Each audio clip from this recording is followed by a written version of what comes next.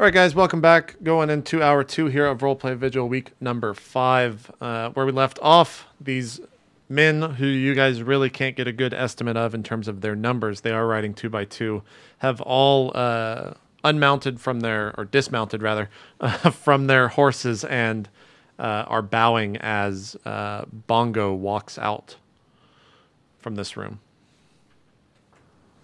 What do you guys do? Rise before your lord, I say. The man in the front looks up at you and says, "You are not our lord." No, but he is, I say, pointing to Bongo. The man shifts his gaze towards you. I walk up to like one of the horses that's not the leader's and I pet it. You're pretty short. You have a hard time doing so. I touch its leg, like whatever. Yeah. Okay. Yeah. You walk up and touches the horse leg. The horse doesn't move. Does it die? No. Sweet. Okay. I go back and I address my. I don't even know what to call this. My crew. I am your lord. Yes. Tell me about your battalion. He looks. The man in charge, it seems, in front, looks up and he goes, "May I rise, my lord?" You may rise. He stands up, and you see all of the other men stand up behind him in unison as he does, kind of like dominoes, but in reverse effect. And when he stands up, he looks at the rest of the party. He's like, "May we speak in private?"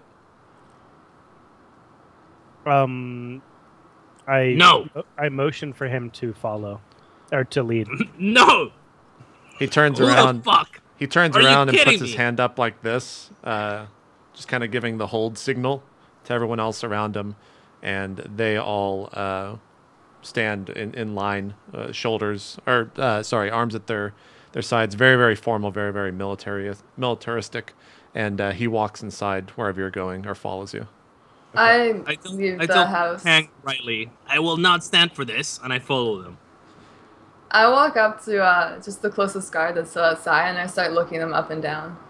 Yeah, the guards do the British Parliament thing where they don't look at you; they're just looking directly in front of you. Do you follow him in, Dongo? So I address the party and I say, just inspect these unsullied or whatever they are, and I'll be right back. Okay, wait. You, brother, you are not my king. First off. And secondly, the cloak isn't even yours. We didn't even decide that. All right, So- all right. Oh No. my god. Look, somebody's got to go in there. Just give me a minute. I'll be right back. No, your magic item, Neal. Kang, go with him.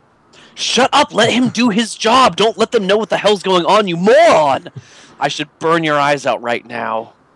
As you say that, the guy like immediately just turns and looks at you, King, for about 2 or 3 seconds, and then he just puts his gaze back on Bongo. I go inside, by the way, where the guy went. Yeah, he follows you in. He's been behind you this entire time. Okay. As he goes in, all of the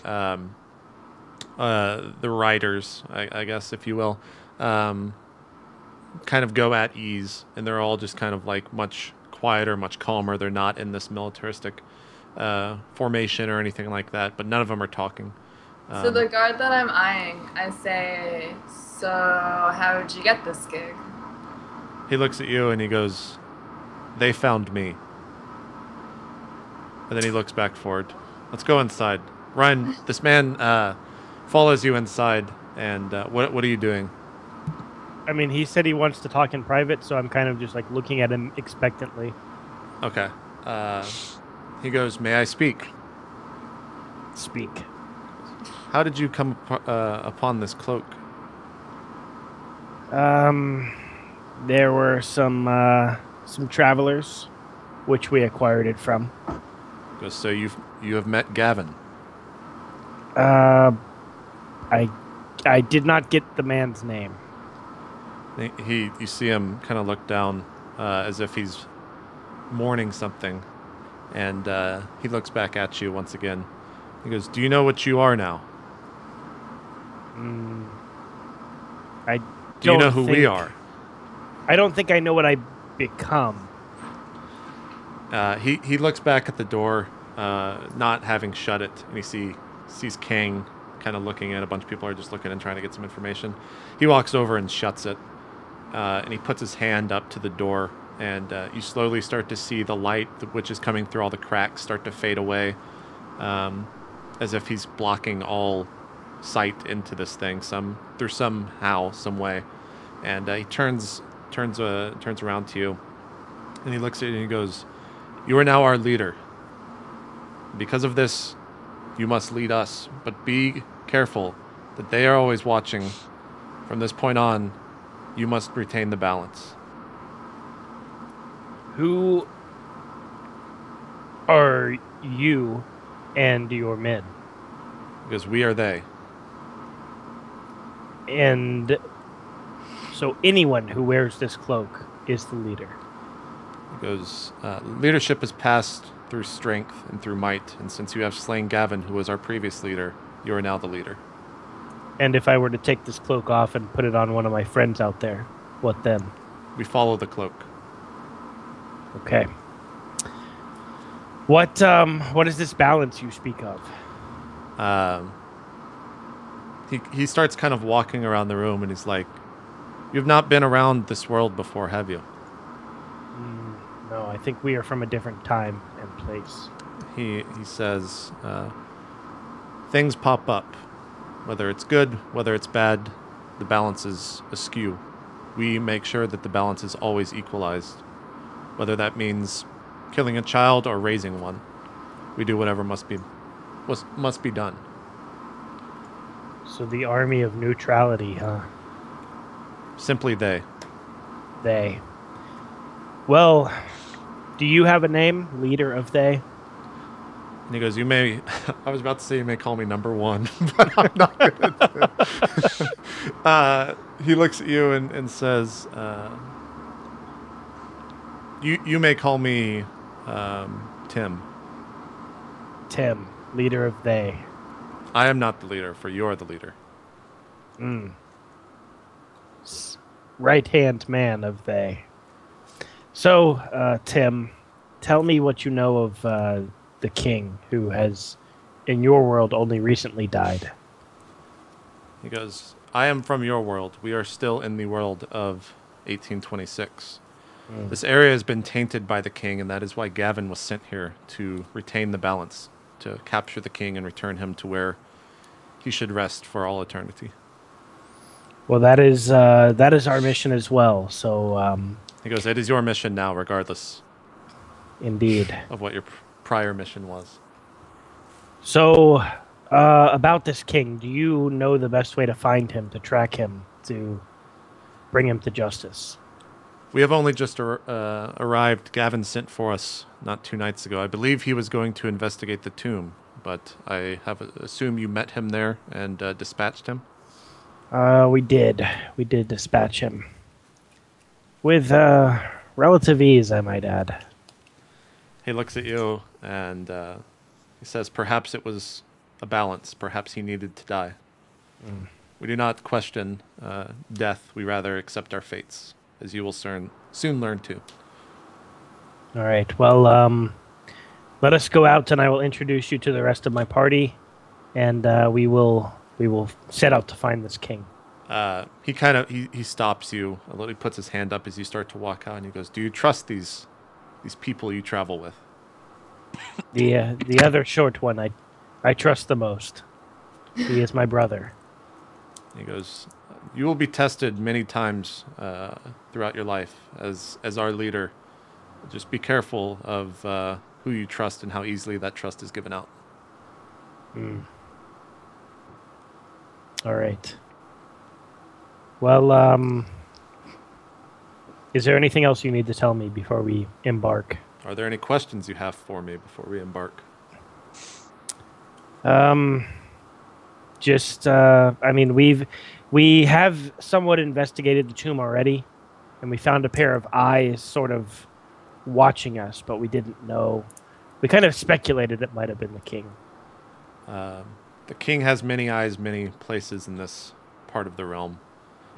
He he has seen you, no doubt, and knows what you all appear to be, whether that's friend or foe. Okay. Your men, by the way, do they fight with melee combat or magic combat? Certain men do certain tasks. Depends on what you're looking for and what the task is, or what the task is needed. What is needed for the task, rather. Perfect. Okay. Let us go. Okay. He walks over to the doors. He stops you and he's like, "Please, my lord." And he walks over to the door, puts his hand on it. You see the light start to creak back in from whatever this thing was that was guarding it all. And he opens the door for you. Okay. Go back out and join the party. Did you guys want to do anything else while Ryan was having this conversation? I can talk to the guy I'm talking to some more. Okay. Yeah, I try and talk to people as well and see if they can tell me anything. They are all very silent, but please go ahead and ask your questions. I asked the guy I'm still talking to, where were you guys when the last cloak carrier was killed? He doesn't answer you at all. He's totally just, although in a relaxed position, it's just not even meeting your gaze. He's acting like you're not even there. Funny, you answered me before. Silent. Oh my god. I'll be asking like a random one as well, and I'll be getting irritated if it's the same response. Okay, you're irritated. Okay.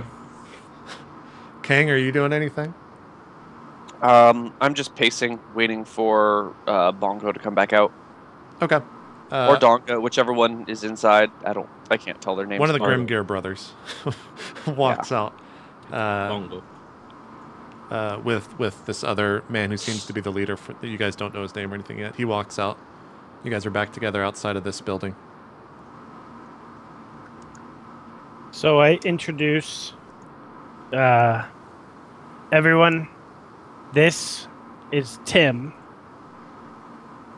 And these... And I kind of like motion to the rest of the crowd, and I say, "These are they." As you say that, they all like put their right arm to over their heart as if they're saluting you. Wow.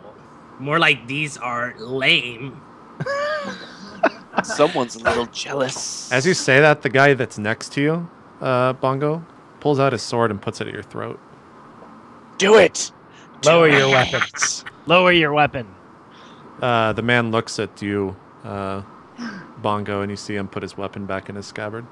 Never attack any of these three unless I ever give that command. Okay. They don't say anything. We should kill that man for disobedience. No, he didn't know any better. Riley's rubbing off on us. So, all of these men are here tasked to help us kill the king. Find him, bring him to justice. What's their deal? Are they gonna follow you forever? Yes. Okay. And they will do whatever we ask? They will do whatever I ask, since I was the one who slayed their previous leader. Okay. So the cloak has nothing to do with this? It is it is perhaps partly the cloak, perhaps whoever slayed the leader. But okay, regardless. So they'll do whatever we ask. Can you confirm this, Timothy? He looks at you and he says, "Is this your friend, Bongo?" he looks at me. He looks at Dongo and Oh. says that. Wait, sorry, are you Bongo? I gotta put names under your fucking webcams here because I gotta get used to your names again. Ryan, you're Bongo or you Dongo? I'm Bongo. See, you don't even know. You had to think. No, I was trying to enunciate. Okay, so like. Okay, Cat, you're Bongo. like, He's Dongo. He Cat looks at you, see- Bongo, Yeah. and says, "Is this your brother?" He's looking at you, Ryan. Yes. This is my brother. He looks back once again and he goes, "What was your question?" Are you gonna do my brother's bidding? He goes, "We do not serve your brother. We serve the strong. We serve the mighty. And at this particular point in time, he is the one in charge." So you serve my brother until he dies or gets the cloak taken away, right? Anyone can challenge him at any time. Oh, really? And can we aid him in a challenge? Does he have to accept these challenges? By right, any challenge at any time, any particular day, does not matter. If someone challenges him, he will fight. That is the way it has been. And we can help? He looks at you and he goes, "Of course not. We're fair here. It'll be a one-on-one combat." So you're not afraid of him? Like, you don't think you could take him on right now? He looks over and he goes, "What has happened for a reason. I have no ill will towards this particular man at this point in time. The time comes where he needs to be taken out, then he will be taken out."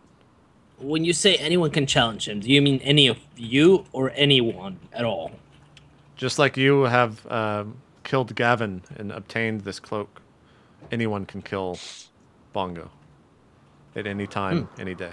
That is the way it has been. Is he penalized if we were to assist him in this combat?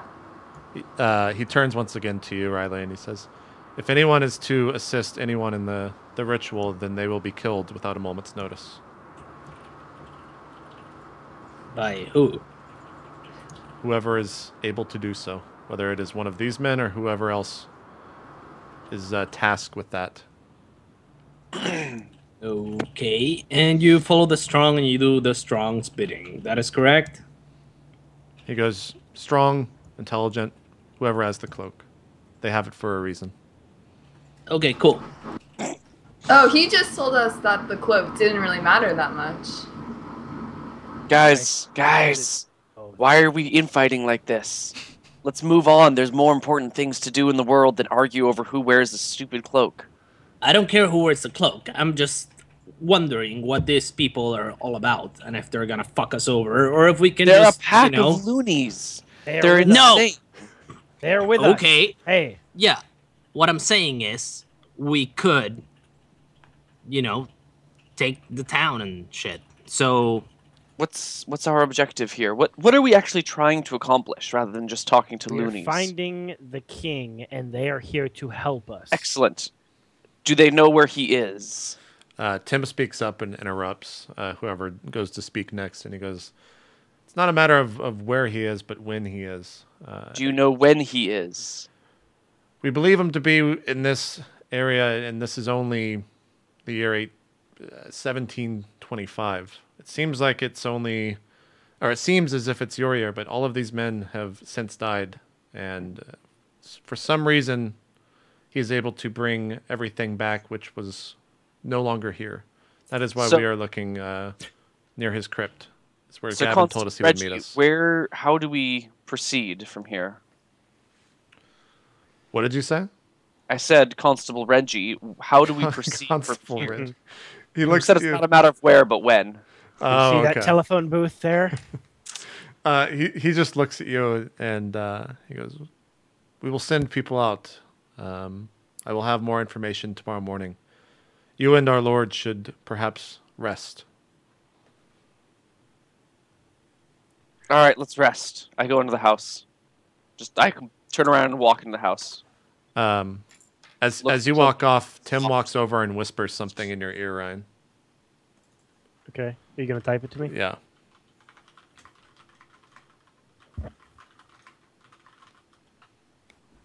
We have no food in this house, do we? Should we go collect the uncooked corn? I let's asked have him one of the... what he means by that. I whisper Let's get back, one of the what does that Looney mean? Tunes. Get it?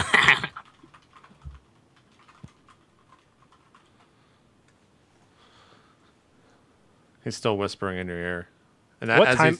As he says that, he walks off. What time is it? It's about 4 or 5 o'clock. Okay. The day's almost over.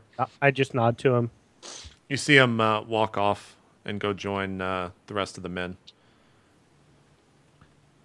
So, I think since it's getting late, maybe perhaps we should stay the night around here and then head off towards the crypt tomorrow. What's Okay, interesting? are the Looney Tunes gonna stay guard or what? They are not the Looney Tunes. They are they. I'm sure it is insulting to them, even if they aren't telling you that. I walk over to one of the carriages and I just start collecting the coin. The coin or the corn? Corn. Okay. Yeah, you collect the corn. You get 8 or 10 bushels in your as you're carrying them like this and bring them back. All right. Is there a fireplace or anything like that in the hut?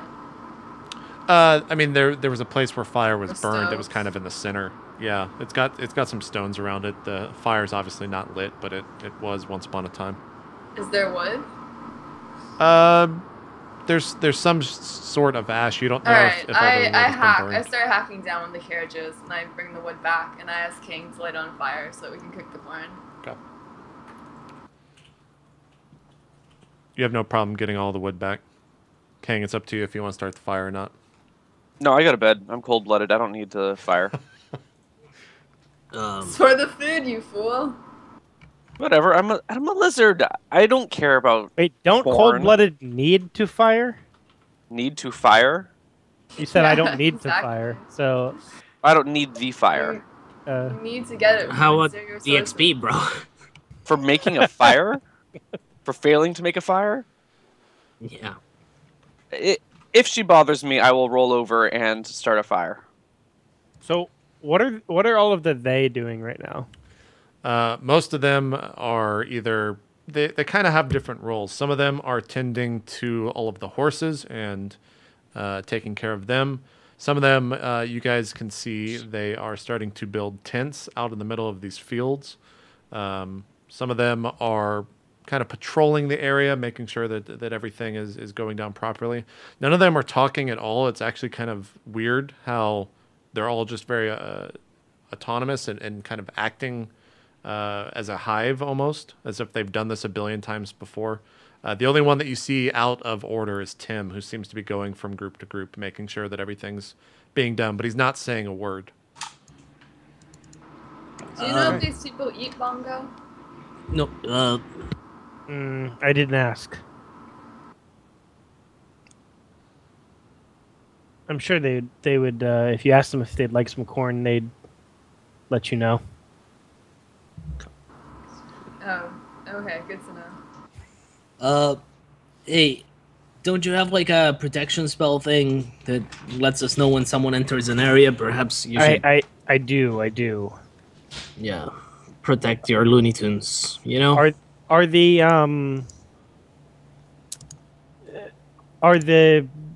is they in a confined area?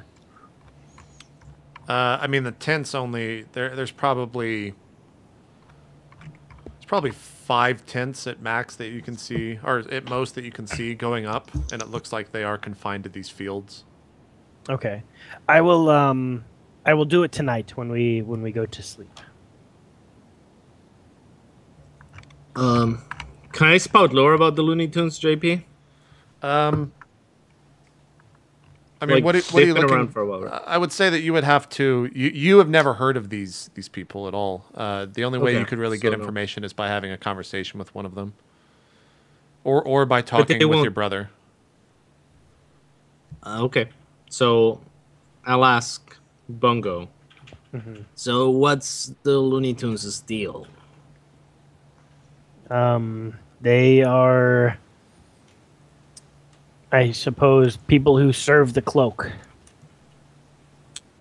They And that's also strive to bring balance to the world.